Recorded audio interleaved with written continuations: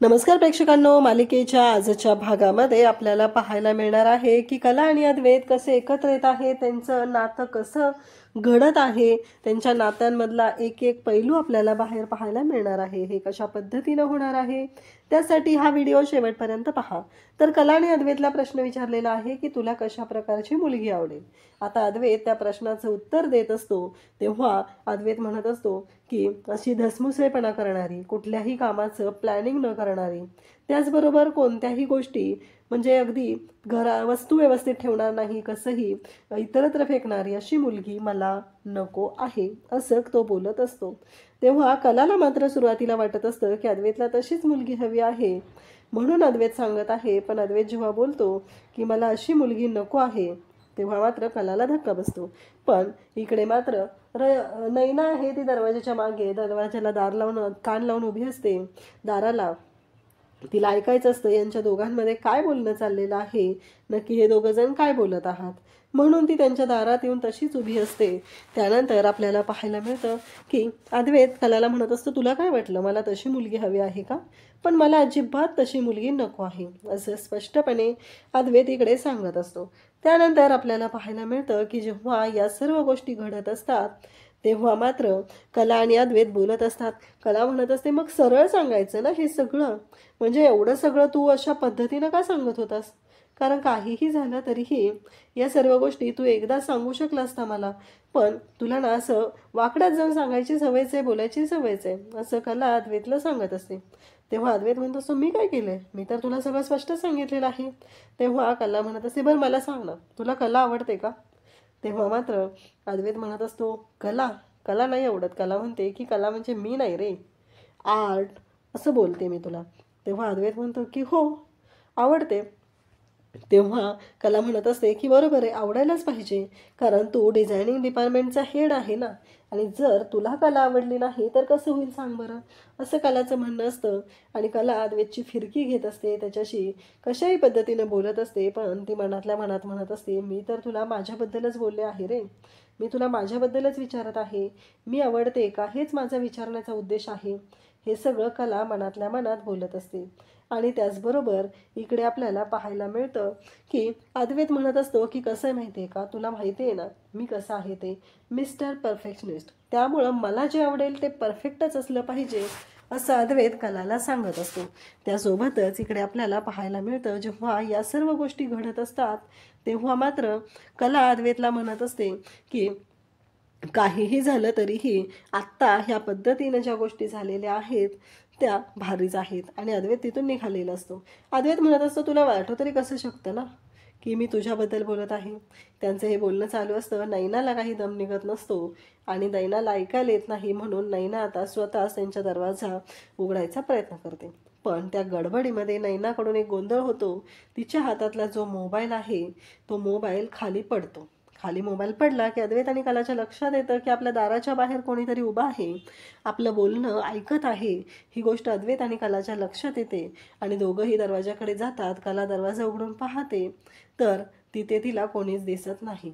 तोपर्यंत नैना तिथून पळून गेलेली असते. नैनाने हा सगळा कांगावा करायला सुरुवात केलेली असते. आणि त्याचबरोबर अद्वैत म्हणतो की बाजूला होतीस का, जायचंय मला, असं म्हणत अद्वैत कलाला तिथून बाजूला करतो आणि जायला लागतो. कला मात्र लाजत असते. आजकाल कलाचा नोरच वेगळा चाललेला असतो. आणि इकडे धावतच नैना आलेली असते, ती म्हणजे रोहिणीच्या रूममध्ये. रोहिणी म्हणत असते, असं कोण तुझ्या मागे वाघबीग लागला की काय एवढी धावत आलेली आहे. तेव्हा नैना म्हणते की मी आत्ता ना कला आणि अद्वैतच्या रूमच्या बाहेर होते, मी पकडता पकडता वाचली आहे, नाहीतर त्या दोघांनी मला आत्ता पकडलंच असतं, असं ती बोलत असते, सांगत असते. तेव्हा रोहिणी म्हणत असते, तुझ्याकडून आणि त्या राहुलकडून मी दुसरी अपेक्षाच कोणती करू शकते ते सांग ना, कारण तुम्ही दोघं अशाच पद्धतीनं वागणार आहात हे मला चांगलंच माहिती आहे, कारण तुम्ही असंच वागत असता माझ्याशी. आणि तुमच्याकडून कुठली अपेक्षा करणं हे शक्यच नाही आहे, कारण तुम्ही कोणती अपेक्षा करण्याच्या लायकच नाही आहेत. हे सगळं बोलणं चाललेलं असतं. आणि तेव्हा मात्र हे त्यांचं बोलणं चालू झालेलं असतं. आणि त्यासोबतच इकडे आपल्याला पाहायला मिळतं की जेव्हा या सर्व गोष्टी घडत असतात तेव्हा ती म्हणत असते की कसं आहे, तुम्ही दोघे कसे आहात माहिती आहे मला, त्यामुळे मी तुमच्याकडून आता इथून पुढं कोणतीच अपेक्षा करणार नाही, कारण तुमच्याकडून अपेक्षा करणं म्हणजे मूर्खपणाचं लक्षण आहे असं इकडे रोहिणी म्हणत असते. कारण तो राहुल कसा आहे हे मला चांगलंच माहिती आहे. मला तुझ्याकडून अपेक्षा होती, पण तू पण त्या राहुलच्या संपर्कात राहून राहून त्याच्यासारखीच झालेली आहे. तेव्हा रोहिणीचं असं म्हणणं असतं की त्या दोघांचं काहीतरी चालू आहे आणि त्याबद्दल मी तुला विचारायला सांगितलं होतं, बघायला सांगितलं होतं, तर तू मलाच जे माहिती आहे, मी जे सांगितलेलं आहे तेच मला काय सांगत आहेस तू? तू वेगळी माहिती काय काढली ती सांग ना.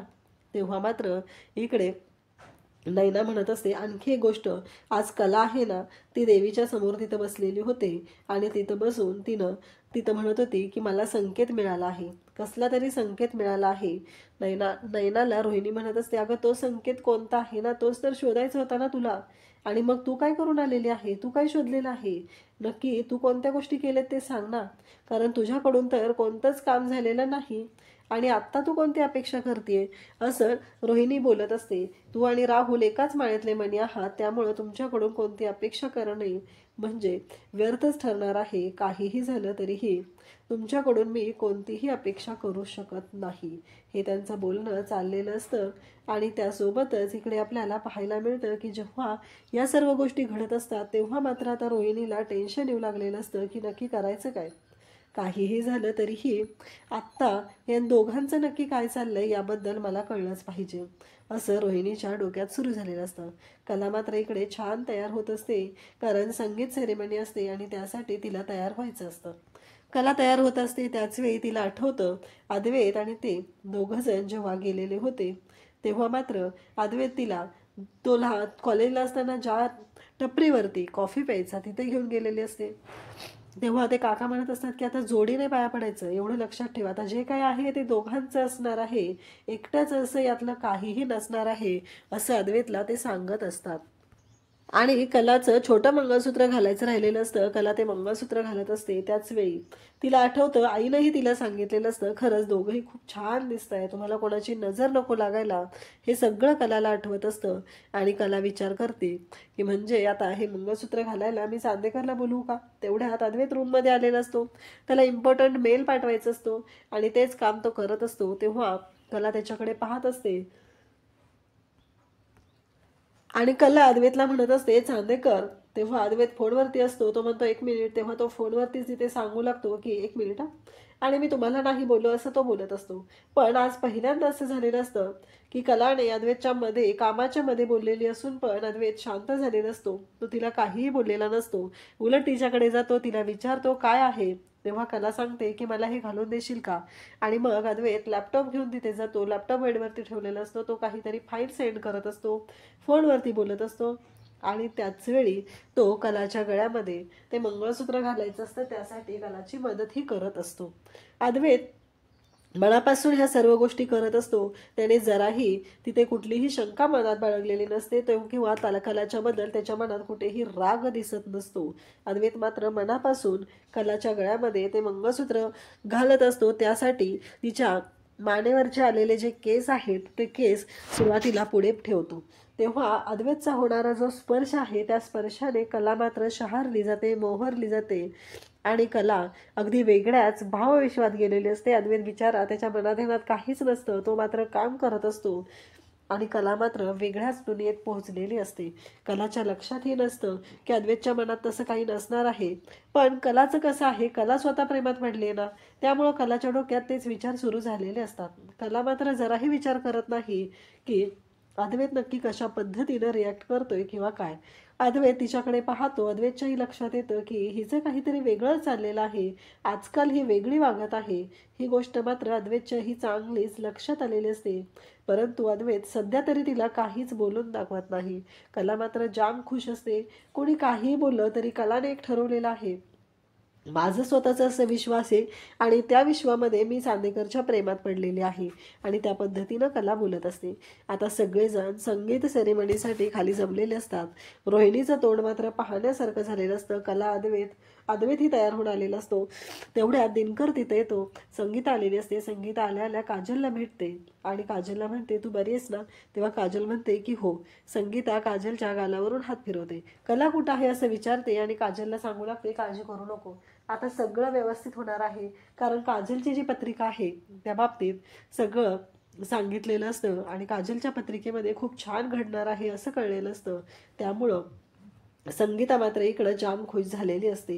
काहीही झालं तरीही संगीता म्हणत असते की आता माझ्या काजूच्या पत्रिकेत सगळ्या चांगल्या गोष्टी घडणार आहेत. तेवढ्यात कला आलेली असते. आबा पण अद्वैतला म्हणतात की अद्वैत, कला आले बघ. तेव्हा अद्वैत वरती पाहतो तेव्हा आबांचं असं म्हणणं असतं की म्हणजे तू पण कलाचीच वाट बघत होता ना, असं आबा बोलत असतात. आणि तेव्हा मात्र अद्वैत म्हणत असतो की नाही आणि पुन्हा तो कलाकडे पाहू लागतो. खरं तर अद्वैतनं रूममध्येच कलाला पाहिलेलं असतं. कला कशी दिसते काय या सर्व गोष्टी त्याला कळलेल्या असतात.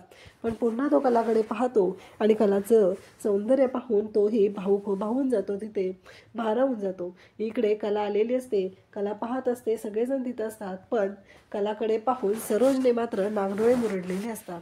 आता रोहिणीने इथे सूत्रसंचलनाची जबाबदारी घेतलेली असते. कला आलेली असते आबांकडे. ते आबांना भेटते आणि आबांना म्हणते की आई आली, मी आईकडे जाऊन येते. मग ती संगीताकडे येते. संगीताला बोलू लागते. तेव्हा संगीता म्हणत असते अगं काय झालं कले. तेव्हा कला म्हणत असते नाही काही नाही. आणि कला आणि संगीता बोलत असतात. तेव्हा संगीता म्हणत असते हे बघ, काही झालं, तुला कोणाचा कितीही राग आला तरीही शांत राहा. अजिबात कुठल्याही गोष्टीचं टेन्शन घेऊ नको, रागराग करू नको, चिडचिड करू नको. कारण सध्या मी काय सांगते तेवढं लक्षात ठेव, कारण सध्या दिवस वाईट आहेत असं ती बोलत असते. तेव्हा मात्र कला म्हणत असते अगं आई काळजी करू नको, सगळं व्यवस्थित होणार आहे. तुझ्या मनात जी भीती आहे ना ते साहजिकच असणार आहे. पण मी तुला आत्ता काय सांगते ते लक्षात ठेव. काहीही झालं तरीही सगळ्या गोष्टी व्यवस्थित होणार आहेत. कोणत्याही गोष्टीची अजिबात काळजी करू नकोस असं ती सांगत असते. आता सूत्रसंचलन करायला रोहिणी स्टेजवर उभी राहिलेली असते. पण रोहिणीला मात्र नीटसं बोलताच येत नाही. रजनी स्टेजवर उभी राहिलेली असते. पण रजनी घाबरलेली असते. तिला व्यवस्थित बोलता येत नसतं. तेव्हा मात्र सगळेजण तिथं असतात. सगळेजण पाहत असतात. आणि मग आता हिला काही सूत्रसंचलन जमणार नाही असं सगळ्यांना वाटू लागलेलं असतं. आणि त्याचबरोबर इकडे आपल्याला पाहायला मिळतं की जेव्हा आता तिथं रजनी विचार करत असते की मला नाही जमणार हे सगळं, मी काय करू. आणि त्याचबरोबर हे सगळं जेव्हा समोर येतं आणि तेव्हा मात्र आबा म्हणत असतात की अगं काळजी करू नको रजनी, तुला जमणार आहे सगळं, बिनधास्त कर, तू बिनधास्त कर, अजिबात टेन्शन घेऊ नकोस असं आबा सांगत असतात. आणि त्यासोबतच इकडे रोहिणी मात्र मजा घेत असते. रोहिणीला खूप छान वाटत असतं. कारण रजनी तोंडावर पडत आहे. तिला चांदेकरांच्या घरामध्ये चांगलं घडलेलं नकोच आहे. त्यामुळं तिला आनंद होत असतो. सगळेजण इकडे रजनीला तिथे सपोर्ट करत असतात, चीअर करत असतात. काळजी करू नको, सगळं व्यवस्थित होणार आहे असं सगळ्यांचं म्हणणं असतं. अद्वैत आणि कला हे दोघंही म्हणतात की नक्कीच रजनी काकीला काहीतरी प्रॉब्लेम येतोय, आपल्याला तिच्याशी जाऊन बोललं पाहिजे असं अद्वैत कलाने विचार केलेला असतो. आणि दोघंही उठतात आणि रजनीकडे येतात. रजनीला बाजूला घेतात, तिला समजवू लागतात. रजनी म्हणत असते की मला असं वाटतंय की मला नाही जमणार, कारण मी केलेलं आहे इतकी वर्ष, पण आता मला ते जमत नाहीये असं तिचं म्हणणं असतं. तेव्हा कला म्हणत असते की रजनी मॅडम, कसं आहे माहिती आहे का, काही झालं तरी तुमच्या अंगामध्ये ती कला आहे आणि ती अशी वेळ गेला म्हणून विसरणार नाही. काही झालं तरी तुम्ही करू शकणार आहात, काहीच प्रॉब्लेम येणार नाही. हे सगळं बोलणं चालू झालेलं असतं. आणि त्यासोबतच अद्वैत त्याचबरोबर कला हे सगळेजण तिथं असतात. ते बोलत असतात आणि रजनी मात्र रजनीची समजूत घालतात. रजनीला म्हणतात की काळजी करू नका, सगळं व्यवस्थित होणार आहे असं म्हणत रजनीला त्यांनी एक एनर्जी दिलेली असते की बोलू शकते. आणि मग रजनी स्टेजवर जाते आणि बोलायला सुरुवात करते. आता संध्याकाळच्या वेळी इथे आपला कार्यक्रम सुरू होणार आहे, तो म्हणजे सोहम आणि अनामिका यांच्या संगीत सेरेमनीचा.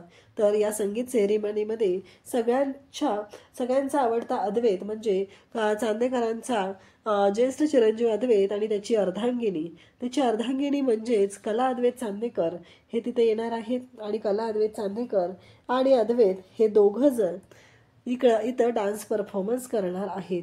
ह्या सर्व गोष्टी घडलेल्या असतात आणि त्याचबरोबर हे सगळं चालू असतं. तेव्हा मात्र इकडे आपल्याला पाहायला मिळतं की या सर्व गोष्टी जेव्हा घडत असतात तेव्हा तिथं सगळेजण पाहत असतात. छान पद्धतीनं सर्वांचं चालू असतं. सगळेजण बोलत असतात. आणि त्यासोबतच इकडे आता अद्वैत आणि कला दोघांच्याही डान्स परफॉर्मन्सची सुरुवात होणार असते. अद्वैत आणि कला दोघंही तयारीत असतात. कलालाही छान वाटत असतं. फायनली कलाला जाणवलेलं असतं की आपण ज्या गोष्टी करत आहोत त्या अशा पद्धतीनं होतील असं तिला वाटलं नव्हतं. कारण आज कला पाहत असते. अद्वैत आणि तिच्या आयुष्यामध्ये काहीतरी आनंदाचा क्षण घडत असतो.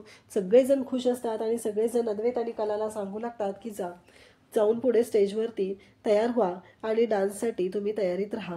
आता कला आणि अद्वैत यांचा डान्स सुरू होणार असतो. आबा त्याचबरोबर सगळेजण कला आणि अद्वैतला चीअर करत आहेत. अद्वैत आणि कला दोघंही उठलेले आहेत, कारण डान्स परफॉर्मन्सची सुरुवात जी आहे कला अद्वैतच्या डान्सने होणार असते आणि सगळेजण पाहत असतात.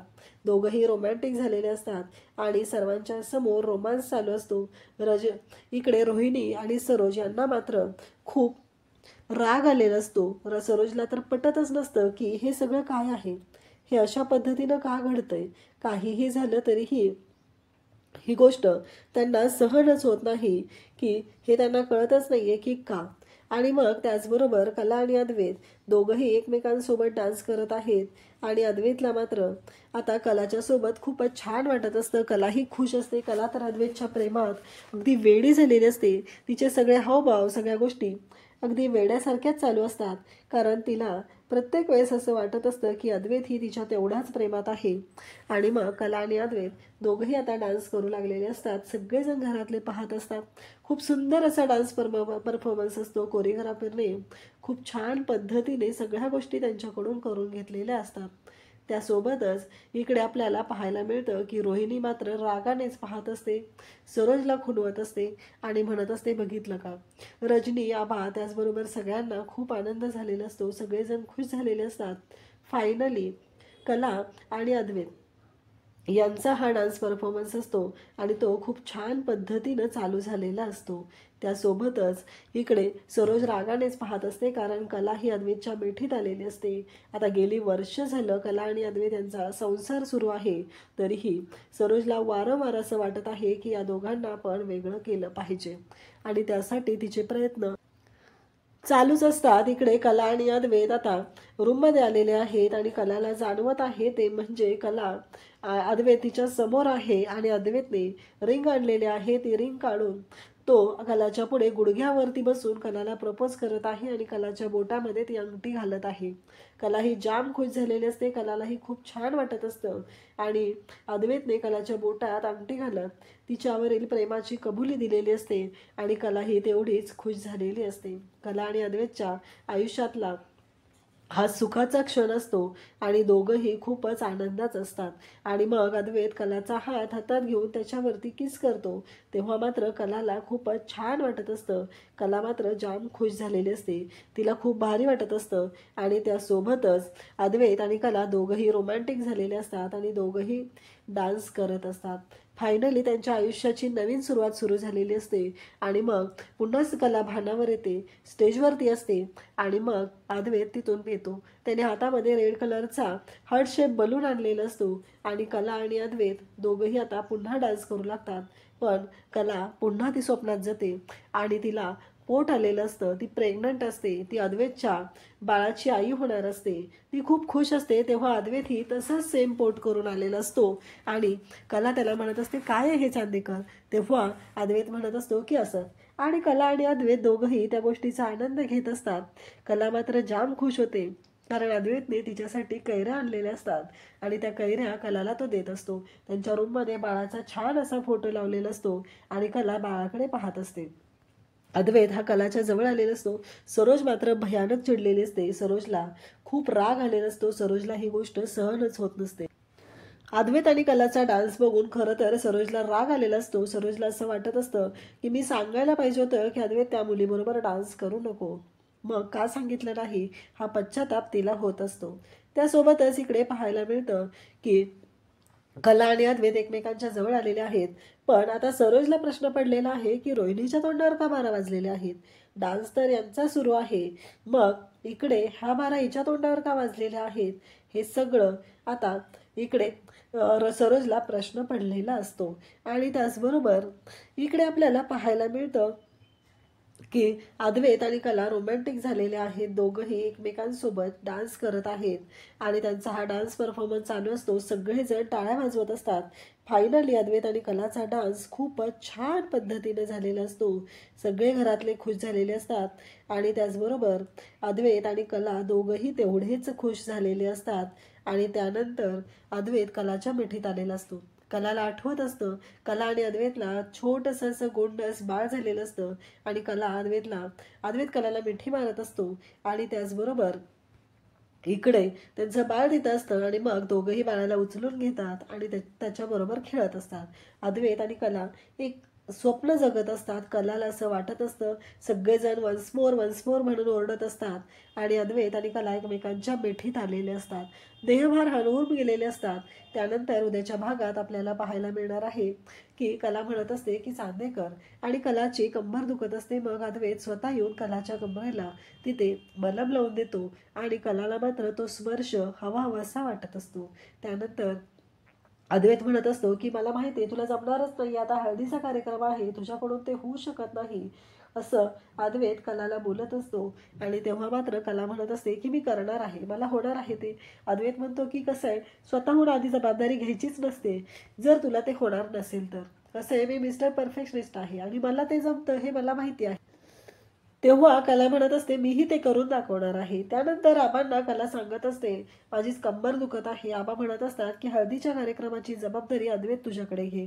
कला म्हणत असते की मी ते करू शकते. आणि इकडं रोहिणी आणि नैना यांचा अद्वैत आणि कलाच्या विरोधात प्लॅन झालेला असतो. तेव्हा रोहिणी नैनाला सांगत असते ती कला आणि काजल त्यांच्या दोघींचं काहीतरी खुसूर चाललेलं आहे. तेव्हा नैना म्हणते की मी ते शोधून काढते आणि ते जर छोटं असलं तरीही मी ते मोठं करणार आहे आणि कला अद्वैतच्या आयुष्यामध्ये वादळ आणणार आहे, असा विचार नैनाने केलेला आहे. अशाच अपडेटसाठी चॅनलला सबस्क्राईब करा. थँक्यू.